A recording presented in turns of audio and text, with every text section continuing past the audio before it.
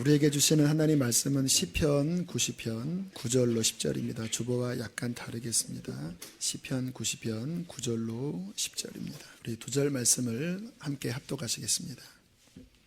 시작. 우리의 모든 날이 주의 분노 중에 지나가며 우리의 평생이 순식간에 다하였나이다. 우리의 연수가 70이요 강건하면 80이라도 그 연수의 자랑은 수고와 슬픔뿐이요 신속히 가니 우리가 날아가나이다. 아멘. 오늘 설교 제목을 혹시 보시고 무슨 의미이지? 라는 의문이 드시는 분도 많이 계셨을 것 같습니다. 영원히 오늘을 이끌게 하라. 좀 알듯 말듯 하시는 분도 계시죠? 뭔가 열심히 살라고 하는 것 같기는 한데 그냥 열심히 살라고 하는 의미는 아닌 것 같고, 영원히 오늘을 이끌라. 영원이라는 게 무엇인지가 좀 선뜻 와닿지 않으실 수 있을 것 같아요. 그리고 그 선뜻 와닿지 않는 영원이라는 것이 주체가 되어 오늘이라고 하는 현실을 끌어가야 된다라고 하는 의미가 이렇게 썩 와닿지 않는 분이 많이 계시겠다라는 생각을 말씀 준비하면서 했습니다. 그러나 오늘 이 설교 제목은 그 자체가 진짜 신앙의 삶이 무엇인지를 실은 표방하고 있습니다. 그래서 제가 그 설교 제목을 이렇게 조금 설명을 하는 이유입니다. 그래서 오늘 이 설교 제목의 의미가 무엇인지 성경을 통해서 좀 하나하나 살피면서 우리의 신앙을 점검을 해보려고 합니다. 근데 아마 오늘은 다 할 수 없고 그 2주 특세도 이 주제에 관련된 말씀을 전하려고 합니다. 목적은 한 해를 정리하고 또 새해를 신앙 안에서 준비하기 위함입니다. 누가복음 12장에 이런 이야기가 나와요. 어떤 그 두 형제가 예수님께로 와서 서로 다투는 겁니다. 동생이 이렇게 이야기를 했습니다. 예수님, 내 형에게 좀 말씀 좀 해주세요. 유산을 형님이 혼자 독식하고 있는데 좀 유산을 나누라고 예수님, 형에게 얘기 좀 해주세요. 아마 그 유산 상속 문제로 인해서 형제가 갈등을 겪고 있었던 것 같아요. 요즘도 변호사들이 제일 많은 수입이 그 형제들 재산 분쟁 때문이라고 이야기를 합니다. 그때나 지금이나 같은 상황인 것 같은데, 형님이 부모의 유산을 받아놓고 욕심이 생겨서 동생에게 잘 주지 않은 상황이었던 것 같습니다. 그런데 예수님께서 그 동생의 요청을 들으시고 뭐라고 대답하시냐면 이렇게 대답하십니다. 이 사람아, 누가 나를 너희의 재판장이나 물건 나누는 자로 세웠느냐? 뭔가 탐탁지 않게 여기셨습니다. 그러면서 뭐라고 말씀하셨냐면 삼가 모든 탐심을 물리쳐라. 욕심 부리는 것 좋지 않다. 아마 두 형제에게 다 했던 말이었던 것 같아요. 그러면서 뭐라고 말씀하시냐면 사람의 생명이 그 소유에 넉넉한 데 있지 아니하느니라. 이 말씀도 좀 잘 와닿지가 않아요. 사람의 생명이 그 소유에 넉넉한 데 있지 않다. 이 생명이라는 말이 그러면 무슨 말인가? 한 두 가지 정도로 이해해 볼 수 있습니다. 이 말은 뭐냐면 정말 사람이 행복한 게 잘 먹고 잘 살고 재산이 많이 늘어나는 데에 있지 않다라고 볼 수가 있습니다. 그러니까 여기서 말하는 생명의 의미가 그 인간 존재의 근원을 이야기한다라고 볼 수가 있어요. 그러니까 인간이라는 존재의 근원은 물론 육신은 잘 먹고 잘 살면 좋아요. 그런데 정말 존재의 근원은 거기에 큰 행복이 달려있지 않다라는 거예요. 제가 공주에서 목회할 때 시골 교회였습니다. 그런데 도시에 사는 40대 그때 초중반의 젊은 부부가 그 시골 교회에 등록을 하셨습니다. 그러니까 조금 색다른 경험이었어요. 이제 그분 가정 신방해서 그 이야기를 나누는데 이런 이야기를 하시더라고요. 그때가 이제 IMF 지나고 몇 년, 한 2년 지났을 때쯤이었는데 충청은행을 다니시다가 IMF 때 아마 은행이 파산당했죠. 그리고 직장을 잃어버리게 됐습니다. 그런데 어떻게 그 다음 일할 곳이 생겼어요. 근데 지금 제가 돌이켜보니까 정상적인 직장은 아니었고 좀 그 조직 세계에 재무 담당으로 들어가셨던 것 같아요. 지금 생각하니까. 그러니까 돈을 굉장히 많이 월급으로 받으셨다고 그래요. 근데 저한테 무슨 이야기를 하시냐면 만족스럽지 않다라는 거예요. 월급이 몇 배로 늘어나서 뭐가 바뀐가 봤더니 반찬이 3개에서 한 5-6개로 늘어났고 침대가 좋아졌는데 그냥 골아 떨어지면 그것도 아무 유익이 없고 부인만 좋아하는 것 같더래요. 그러면서 이분이 갈급한 마음으로 그 시골 교회지만 어떻게 찾아오시게 된 거예요. 근데 어떻게 예배를 드리시냐면요, 주일날도 오시고 주일 저녁에도 오시고 수요일 저녁에도 오시는데 집에서 이렇게 술을 드시다가 예배 드려야 되는 거잖아. 그리고 술 취한 모습으로 교회 와서 찔끔찔끔 울기도 하시고 막 목마르다고 그렇게 이야기를 하시는 거예요. 그분 안에 있는 존재의 근원된 생명이 월급이 몇 배 늘어났지만 이게 안 채워지니까 이분은 구도자입니다. 아직 주님을 만난 것 같지는 않아요. 뭔가 그 속에 하나님을 향한 갈망으로 그렇게 시골교회에 와서 예배를 드리고 있었습니다. 예수님께서 사람의 생명이 그 소유에 넉넉한데 있지 않다라는 것은 정확하게 말씀하시는 거예요. 인간 존재의 근원이 무엇이냐? 물질에 있지 않다. 그러면 인간 존재의 근원인 이 생명의 진정한 만족과 가치는 도대체 어디에 있는 것일까요? 이게 지금 성경에서 말씀하시는 생명의 개념과 우리가 알고 있는 생명의 개념과 너무 다른 겁니다. 그래서 오늘 이 설교를 하는 거예요. 우리는 생명 생각하면 응애하고 태어나서 죽을 때까지의 7-80년, 오늘 말씀에 70에서 80 산다고 그러잖아요. 그걸 우리의 생명이라고 생각해요. 맞습니다. 생명입니다. 그런데 주님이 말씀하시는 생명의 길이는 결코 거기서 끝나지 않아요. 영원하신 하나님이 우리에게 생명을 주셨기 때문에 우리는 70년, 80년으로 끝날 생명이 아니에요. 왜냐하면 그 다음에 주님께서 이렇게 말씀을 하십니다. 비유를 드시는 거예요. 한 부자가 있었다. 밭에 소출이 얼마나 풍성한지 대풍이 찾아온 것이다. 심중에 생각하여 이르되 내가 곡식 쌓아둘 곳이 없으니 어찌할까? 행복한 비명이지요. 또 이르되 내가 이렇게 하리라. 내 곡간을 헐고 더 크게 짓고 내 모든 곡식과 물건을 거기 쌓아두리라. 와, 행복한 비명입니다. 지금도 창고에 가득 차 있는데 이게 넘치게 지금 생기니까 창고를 늘려야 돼요. 행복한 비명입니다. 그러면서 이렇게 배를 두들기면서 뭐라고 이야기를 하냐면 내 영혼아 여러 해 쓸 물건을 많이 쌓아두었으니 평안히 쉬고 먹고 마시고 즐거워하자 하면서 그냥 해피해야 합니다. 그렇잖아요. 인간에게 이것처럼 더 행운이 어디 있습니까? 그런데 오늘 주님께서 그 모습을 딱 보시고는 뭐라고 말씀하시냐면 20절에 이 어리석은 자여 라고 하늘에서 그 부자에게 말씀을 하셨다라는 거예요. 이 어리석은 자여. 개념이 다른 거예요. 모든 사람이 부러워할 그 상황을 하늘에서는 이 바보 같은 자야, 이 멍청아 라고 그렇게 보고 계셨다라는 거예요. 왜냐?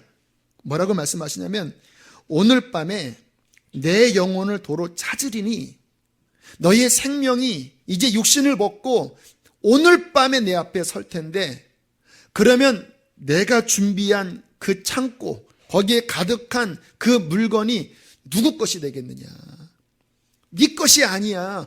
오늘 밤에 내가 너를 부를 거야. 오늘 밤이 끝이야. 여러 해 웃기지 말아라. 오늘 밤이 너의 인생의 끝이야.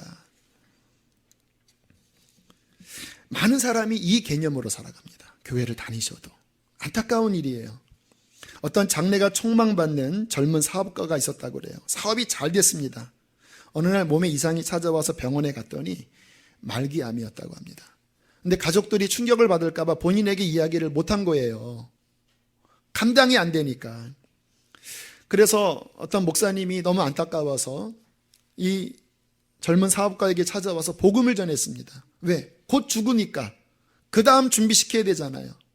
그런데 이분이 몰라서 그랬는지 비웃으면서 내가 그런 걸 왜 믿습니까? 나 바쁜 사람입니다. 이제 여기 나가면 할 일 너무나 많다라니까요. 다음에 오십시오. 왜 이렇게 성가시게 굽니까? 하고는 그냥 침대에 누워서 다음 사업을 열심히 구상하더래요. 이게 하나님 보시기에 정말 어리석은 사람의 모습이에요. 그런데 혹시 그게 우리가 아닌가 생각을 해 보셔야 된다는 거예요. 그 다음 절에 뭐라고 말씀하시냐면 자기를 위하여 재물을 쌓아두고 하나님께 대하여 부요하지 못한 자가 이와 같으니라. 하나님께 대하여 부요하지 못한 자. 자기를 위해서는, 육신을 위해서는 70년, 80년의 이 몸뚱이의 생명을 위해서는 지혜로웠습니다. 또 행운하였습니다. 그런데 오늘 밤에 주님이 부르시는 그 다음 영원한 세계에서는 하나님 앞에서는 준비된 게 하나도 없어요. 하나님 앞에서 준비된 게 깡통이에요.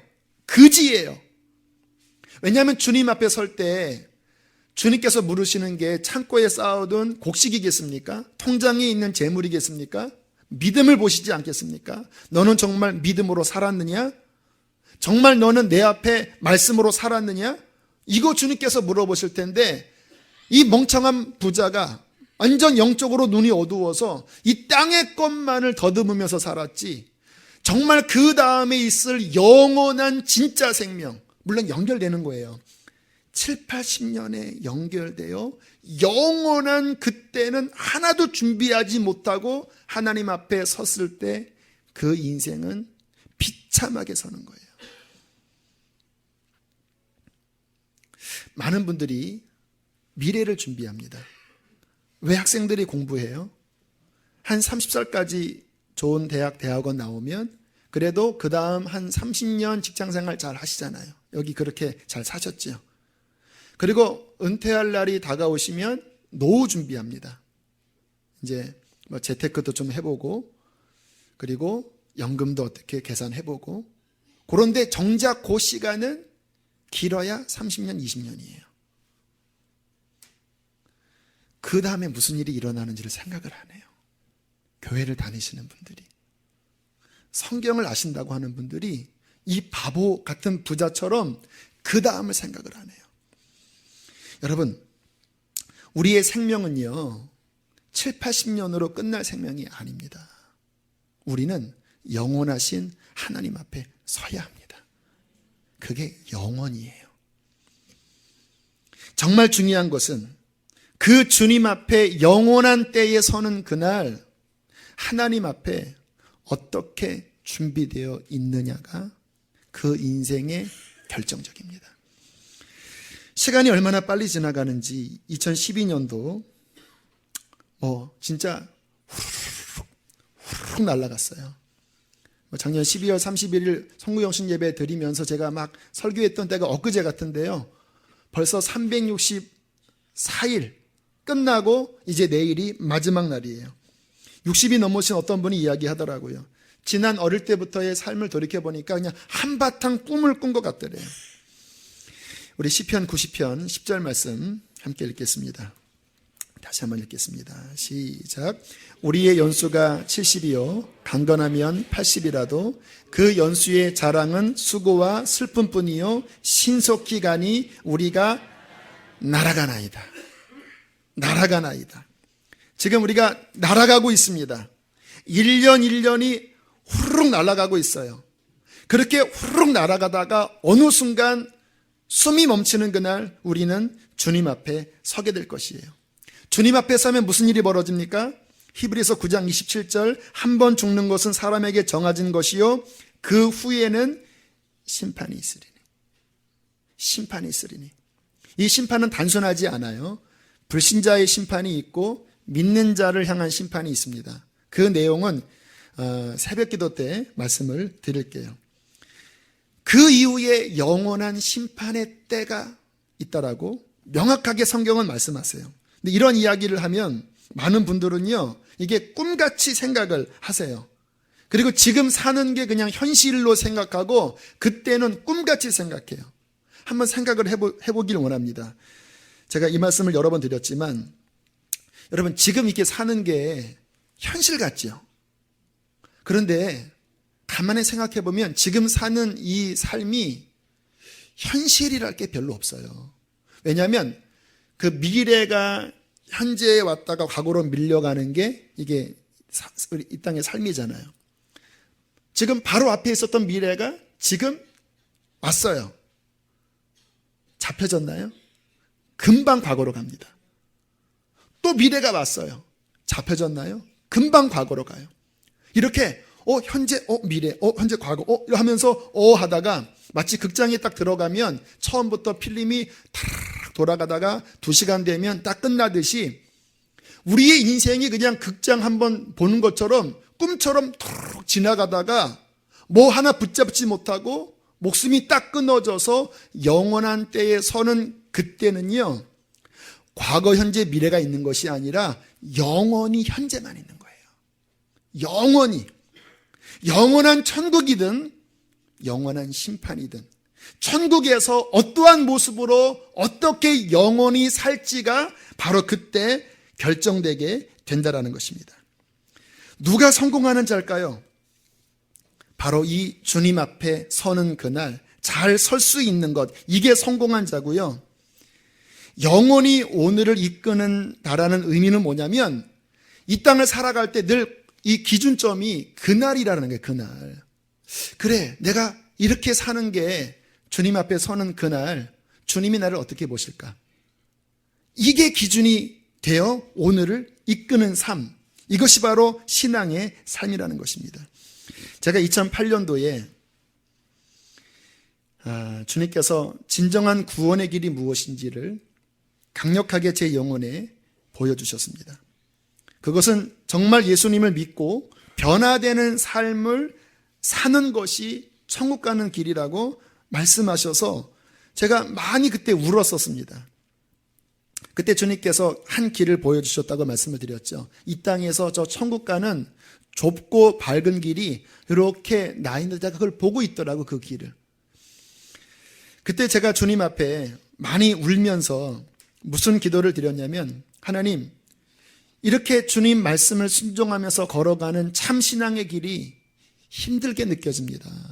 왜냐하면 내면의 죄와 싸워야 하고 또 외부에 다가오는 많은 유혹과 싸워야 하니 녹록지가 않은 것 같습니다. 그러나 하나님, 이 길을 끝까지 갈 수 있도록 좀 저에게 힘을 주시고 좀 도와주십시오. 그렇게 주님 앞에 울면서 기도했을 때 주님께서 확증을 주시는 성경 말씀을 제 마음속에 기억나게 하셨습니다. 그것이 로마서 2장 6절, 7절, 8절 말씀이었는데요. 이 말씀입니다. 하나님께서 각 사람에게 그 행한 대로 보응하시되 참고 선을 행하여 영광과 존귀와 썩지 아니함을 구하는 자에게는 영생으로 하시고, 갚으시겠다라는 거예요. 지금 나의 아들아, 나의 종아, 네가 나의 이 구원의 길을 발견하고 네가 지금 추구하는 것은 썩지 아니할 그 영원한 생명, 그 하늘의 영광, 네가 인내하고 참고 말씀을 순종하면서 나와 동행하는 그 삶이 힘들지는 모르지만 지금처럼 네가 하늘의 영광과 존귀와 썩지 아니함을 구할 때 나는 너에게 영원한 생명으로 갚아줄 것이다. 그 다음 절이 뭔지 아십니까? 그러나 오직 당을 지어 진리를 따르지 아니하고 불의를 따르는 자에게는 진노와 분노로 하시리라. 행한 대로, 입술의 신앙이 아니라 정말 내가 예수를 믿고 어떠한 길을 가느냐에 따라서 그날 결정된 것이니까 내 종아, 너는 나의 이 길을 인내하면서 따라오라. 그때 그 말씀을 기억하면서 기도할 때 많은 하나님의 감동을 받았습니다. 여러분, 우리의 신앙생활은요, 이 영원한 삶, 영원한 때에 무슨 일이 벌어질 줄을 명확하게 알고 그 기준으로 오늘 어떻게 살아가는지를 결정하는 자가 참된 크리스찬의 모습입니다. 제가 왜 선한목자교회에 있다가 분립개척 나온지 아십니까? 이유는 하나밖에 없어요. 그것이 훨씬 편했습니다. 그리고 풍족했어요. 그런데 제 마음속에 늘 어떠한 생각이 있었냐면, 내가 만약에 주님 앞에 서면, 우리 유기성 목사님도 돌짝밭 사명 감당한다고 선한목자교회를 부임하셨다고 했는데, 지금 내가 지내는 스타일이 그렇게 사는 것보다 차라리 분립개척으로 나와서 힘들지만, 저는 힘들 거 각오하고 나왔거든요. 개척교회 요즘 어려우니까. 힘들지만 차라리 그렇게 살다가 주님 앞에 가는 게 그 나라 가서 훨씬 낫겠다. 그래서 유 목사님이 분립개척에 대한 제안을 하실 때 정말 주저하지 않고 손들었습니다. 제 아내에게 난 나갈 거다. 나 이렇게 사는 것도 좋지만 나는 죽자 사자 말씀 전해서, 주님이 나에게 주신 은사가 말씀을 전하는 은사인데 죽자 사자 전해서 한 영혼이라도 더 구원하고 나도 더 좁은 길로 걸어가다가 나 주님 주님 앞에 서고 싶다. 아내도 감사하게 잘 동의를 해 주시더라고요. 살면서 늘 제 마음을 이끄는 것은요, 천국입니다. 그 나라예요, 그 나라. 이것이 비현실적으로 보이시나요? 저에게는 너무나 현실이에요. 왜? 그때가 영원이니까. 지금 내가 어떻게 사느냐가, 어떠한 믿음 생활을 하느냐가 그때 결정되는데, 이것보다 더 중요한 게 어디 있겠습니까? 대학 가는 것보다, 좋은 직장 들어가는 것보다, 노후 30년을 대비하는 것보다 지금 제가 말씀드리는 이 영원이 훨씬 더 중요한 것이 아니겠습니까? 우리의 시간이 살처럼 지나 저와 여러분은 곧 이 몸을 벗고 주님 앞에 서게 될 것입니다. 그때 무슨 일이 일어날지 간단하게 말씀을 드릴게요. 태어나면서부터 죽을 때까지의 전 인생이 하나님의 서치라이트의 시각 아래서, 그 하나님의 기준의 시각 아래서 우리의 일생이 순식간에 지나갈 거예요. 그때 주님의 기준은 하나입니다. 사랑하며 살았느냐? 사랑하며 살았느냐? 우리가 이 땅에서 교회를 다니고 또 봉사도 하고 살았던 많은 삶에 감추었던 숨은 동기들이 드러날 거예요. 사랑하며 살았느냐? 우리가 주님 나라 섰을 때에 무슨 일이 벌어질지를 알고 그 시각 아래 지금의 삶을 계속 조정해 나가는 것, 이 지혜가 우리에게 있기를 축복합니다.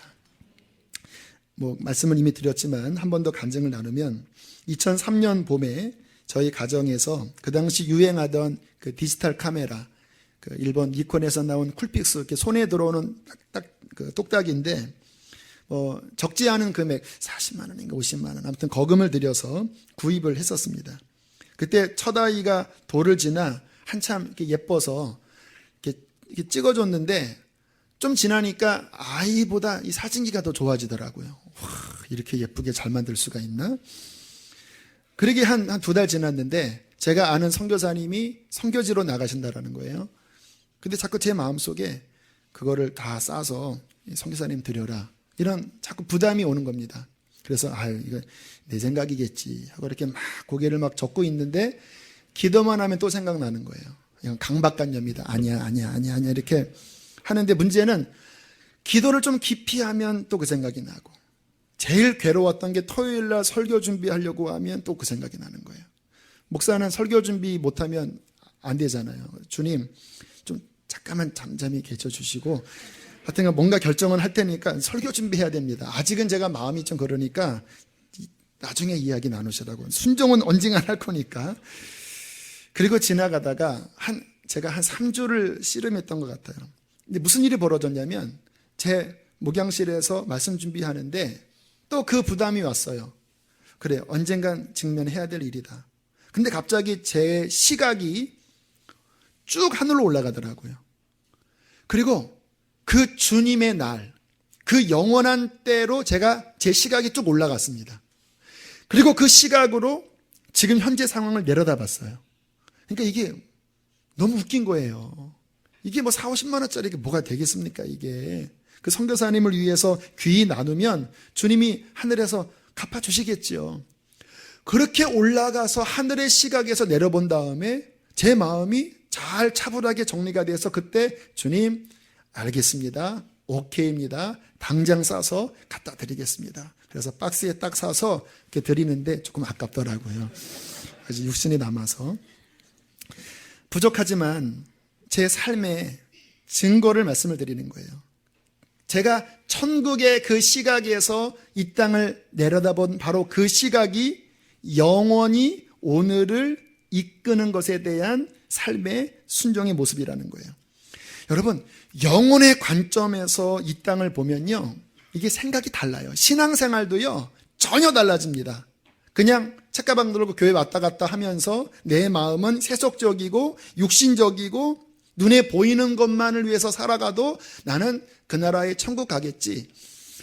천국의 시각에서 보면요, 그 생각이 될 수가 없습니다. 정말 주님 나라 앞에서 중요한 것은 죄 사함을 받아야 돼요. 그러나 이 땅에 죄인 아닌 사람이 어디 있습니까? 여기 앞에 서 있는 저부터 앉아 계신 모든 분들 다 죄가 있잖아요. 그런데 누가 구원을 받습니까? 그 허물의 사함을 받고 죄가 가리워짐을 받은 사람이 구원받는 거예요. 그러면 누가 허물의 사함을 받고 죄가 가리워짐을 받습니까? 정말 십자가, 예수 십자가를 정말 살아있는 믿음으로 만나서 예수 그리스도의 이름과 성령의 능력으로 우리가 거룩하게 씻어져서 주님으로부터 의롭다 하심을 받고 이제는 죄가 나를 주장하는 것이 아니라 주님의 그 성령이 나를 지배하는 상태에 있는 사람이 십자가를 만난 구원받은 삶인 거예요. 지금 제가 말씀드리는 것이 이해가 되나요?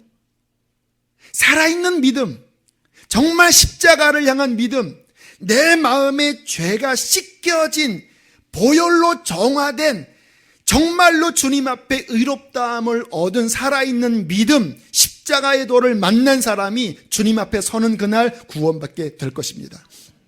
고린도전서 1장 18절에 십자가의 도가 멸망하는 자들에게는 미련한 것이요. 그게 나랑 무슨 상관이 있냐 이거예요. 교회를 다니면서도. 그러나 구원을 받는 우리에게는 하나님의 능력이라. 십자가의 도가 내 마음을 씻어낸다라니까요. 오랫동안 교회를 다녔지만 아직 십자가의 도가 깨달아지지도 않고 내 마음의 묵은 죄의 때가 십자가의 도로 씻어진 정화와 의로움의 경험이 없는 분이 있다면요, 그분은 사생결단을 하고 주님 앞에 서는 그날을 대비하기 위하여 참된 믿음을 찾으시길 바랍니다. 이 믿음은 성령께서 주실 것입니다. 이 믿음이 오면 우리는 좁은 길로 들어가게 될 것입니다. 이 믿음이 오면 우리는 정말 변화되게 될 거예요. 이 믿음이 오면 정말 천국 세계가 눈에서 열릴 거예요. 두 번째, 이 영혼의 관점에서 중요한 것은요, 말씀에 순종하며 살았느냐거든요. 주님 앞에서 기준이 세상 법전이겠습니까? 함무라비 법전이겠습니까? 대한민국 국법이겠습니까? 주님 앞에 서면 그의 기준은 진리의 하나님의 말씀일 것입니다. 성경은 우리에게 뭐라고 말씀하십니까? 신약에서는요, 계명이 2개밖에 없습니다. 요한일서 3장 23절에 그의 계명은 이것이니 곧 그의 아들 예수 그리스도의 이름을 믿고 그가 우리에게 주신 계명대로 서로 사랑할 것이니라. 두 가지밖에 없어요. 진짜 십자가 믿었느냐? 그러면 그 믿음의 결과로서 형제를 사랑해라. 하나님을 사랑해라. 그 두 가지가 기준이에요. 넌 정말 믿었느냐? 그 믿음의 증거가 사랑이었느냐? 그 기준으로 하나님이 저에게 물어보실까요? 그 기준으로 제 삶을 살펴보는 거예요. 나는 정말 살아있는 믿음인가? 나는 그 믿음으로써 형제를 사랑하고 하나님을 사랑하는가? 그날에 참된 믿음이 아니고 참된 사랑이 아닌 모든 것은 몫사라 할지라도 주님 앞에 겨처럼 날아가게 될 거예요. 그래서 저는 그 기준으로 날마다 어떤 일이 생길 때마다 진짜 믿음인가? 내가 이것이 정말 주님 앞에 사랑으로 행하는 것인가? 내 힘으로 할 수 없으니까 성령을 의지하면서 이 땅의 짧은 시간에 1분 1초라도 참된 믿음으로 채워나가서 주님 앞에 서기를 원하는 것입니다. 마지막 세 번째, 주님 앞에 가면 주님은 이렇게 물으실 것입니다. 너는 하나님 나라를 위하여 얼마나 일했느냐? 물론 우리가 이 땅에서 좋은 직장 들어가시고 또 열심히 경제 활동을 하셔야 돼요. 성경은 일하기 싫은 자는 먹이지도 말라고 말씀하셨어요. 우리가 이 땅에서 직장생활 하셔야 합니다. 경제적인 활동과 마땅히 이 땅에서 사회인으로서의 의무를 성실하게 하는 자가 크리스찬의 모습이에요. 그러나 문제는 그것만이 전부라면 불신자입니다. 주님께서 말씀하셨죠. 너희는 먼저 그의 나라와 그의 의를 구하라. 이 땅에서 돈을 왜 보세요? 70년이면 끝낼 그것 가지고 돈 보세요. 제가 말씀을 드렸잖아요. 어떤 할아버지 장례식을 제가 집도를 했는데, 집례를 했는데 화장 끝나고 그 다 탄 시신이 이렇게 드르륵 철판에서 나오는데요. 진짜 2시간 만에 70년, 80년의 인생이 2시간 만에 뼈 몇 조각으로 끝나요. 많은 사람들이 일생 투자하고 시간을 투자하고 생명을 투자하고 정열을 투자해서 얻은 것이 2시간에 다 타버린다라니까요. 그러나 주님은요, 영원한 것을 열어주셨습니다. 이 땅의 시간을, 이 땅의 재능을 하나님 나라를 위해서 뿌리고 심는다면 그 영원한 때에 주님 앞에서 남게 되고 갚아주시게 될 것입니다. 이 부자는 하나님 앞에서는 깡통이었어요. 자기 배만 불렀지. 하나님께 대하여 부요한 자, 정말 이 땅을 살아갈 동안에 믿음으로 살고 먼저 그의 나라와 의를 구하고 내가 주님께 섬기는 모든 것이 결코 헛되지 않습니다. 결코 헛되지 않을 뿐만 아니라 정말 영원히 남는 참된 일인 것입니다.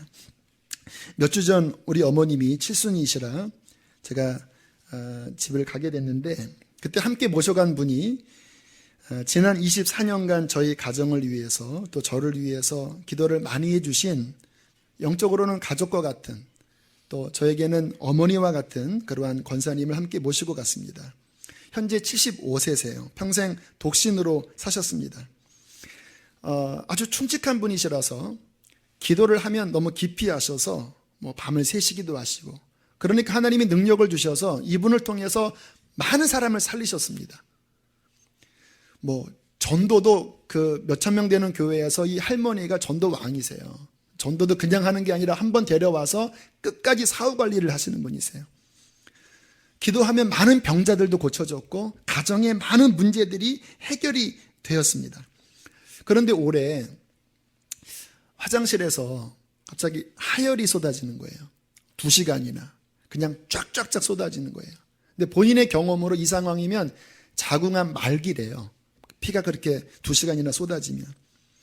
간신히 피가 이제 좀 진정이 돼서 바깥에 나가서 병원은 가야 되지만 무릎을 꿇고 기도를 하셨대요. 하나님, 저는 지금 병원에 입원할 처지가 못 됩니다. 혼자 사시는 분이거든요. 만약 제 사명이 다했다고 보시면 지금 여기서 데려가 주십시오. 사명이 끝났다면. 그러나 하나님 보시기에 사명이 더 남았다고 여기시면 주님의 손으로 주님께서 고쳐주십시오. 나 돈도 없고 입원할 처지가 안 됩니다. 그리고 간신히 몸을 추스려서 병원에 갔더니 큰일 났다고. 90%가 암이니까 빨리 큰 병원 가보라고. 그리고 내시경을 하는데요, 의사가 고개를 이렇게 갸우뚱갸우뚱 하더래요. 그래서 왜 그럽니까? 물어보니까 아니 한번 저 위에 스크린을 한번 보세요. 이제 뭐 요즘 바로 보이잖아요. 요 자리에 콩팥인가 하는 요 자리에 뭐가 있었습니다. 그런데 그게 사라진 흔적만 남아있대요. 마치 이렇게 불로 딱 지져내듯이 사라진 흔적, 분명히 뭐가 있었는데 지금은 남아있지 않고 요 사라진 흔적만 남아있는데 이게 뭔지 모르겠습니다. 혹시 수술 받았습니까? 아니요. 참 이상하네. 아주머니 괜찮으시니까 마음 걱정하지 마시고 편히 사세요. 그리고 이분이 돌아오셔서 신방을 다니기 시작하시는데요. 75세십니다. 지금처럼 미끄러운 날씨에서도요, 어디서 요청하면 2시간을 넘게 버스 타고 지하철 타고 가서 충직스럽게 기도하시고, 지금도 어디에도 부르시면 몸이 부서져라 그렇게 섬기시면서 올해도 벌써 10명 이상 전도해서 매주마다 관리를 하신대요. 그분 이야기를 듣고 제가 아내에게 나중에 오면서 물어봤어요. 그런 이야기를 했어요. 당신 같으면 저렇게 살 수 있겠어? 저 연세가 돼도 저렇게 살 수 있겠어? 아내가 하는 말이 지금도 저렇게는 못 살겠대요. 저도 그럴 것 같아요. 75세에 그 노몸을 이끌고 넘어질까봐 얼마나 불안합니까? 하나님 사명이 남았다면 살려주시면 마지막 인생 주님 앞에 끝까지 달려가겠습니다. 그분 가정에 가면 소파 옆에 액자 2개가 있습니다. 예전에 저에게 이야기를 하더라고요. 누가 하나님이 주라고 했다고 하면서 이 액자를 주셨대요. 그 액자에는 2개의 면류관의 그림이 있습니다. 하나는 사랑의 면류관이에요. 나중에 기회 되면 제가 사진 찍어 보여드릴게요. 사랑의 면류관의 그림이고, 또 하나는 생명의 면류관인가 그 그림이에요. 성경의 면류관은 하늘에서 상 받을 사람에게 주시는 그 상급의 상징이거든요. 하나님께서 당신에게 이 면류관을 주시려고 하니까 힘내시라고 몇십 년 전에 누군가 위로 차원에서, 하나님의 위로 차원에서 주신 그림이래요. 그분은 평생 혼자 사셨어요. 하나님의 은혜로 사신 분이에요. 인간적으로 보면 불쌍해 보이기도 합니다. 병원에 실려가는데 아무 보호자가 없어서 눈물이 나더래요. 본인은 잘 울질 않은데 처량하게 119에 실려서 가는 자기 모습에 보호자가 없는 그때 처량하게 느껴졌대요. 하지만 제가 바라보는 그분의 인생은요, 주님 나라 영원한 때의 성공자이십니다. 그분은 그 나라의 큰 상을 받으실 거예요. 저랑 비교할 수 없는 상을 받으실 거예요. 그분은 알뜰하게 천국을 준비하며 지금까지 살고 계십니다. 사랑하는 교회 여러분, 시간이 날아가고 있다라니까요. 비행기처럼 후루룩 영화 극장 그 필름이 끝날 날이 다가온다라니까요. 그리고 영원한 때가 바로 우리 앞에 펼쳐질 것입니다. 오늘이라고 하는 이 삶을 60만을 위해서 보내지 마시고 정말 주님 앞에 서는 그날 잘했다 칭찬받는 그 삶으로 서게 되기를 축복합니다.